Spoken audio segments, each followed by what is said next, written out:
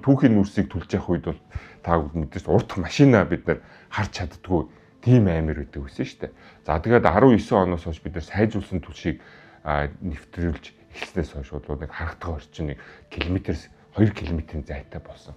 За ингээд хагас кокс гэдэг түлшийг энэ жилээс бид нэр нэвтрүүлж эхэлснээс бол одоо бид нэр одоо үгтэй те жишээл зайсангаас бол шууд сонгой хайрах уул харагдчихээн, чингэлтэй хайрах харагдчихээн те явж байгаа. За одоо бид нэр ингээд баян хушуун дээр ирээд ч юм уу 5 буудал 7 буудал дээр ирээд харахад бол хотын төв зайсан энэ төр бол ингэж харагдахаар ийм хэмжээний бол болцсон байна. Өдөр болгон 620-оос 680 мянган автомашин хөдөлгөөнд орж байна тийм. Гэхдээ эн чинь нэг аюултай байгаа.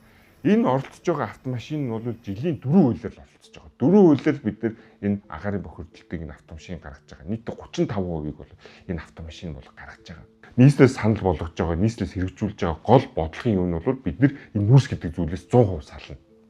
100% байхгүй болгоно. За энэний тулд яах вэ гэвэл аль хэдийн хэрэгжүүлж байгаа хөтөлбөрийг нөгөө газ руу шилжүүлэх.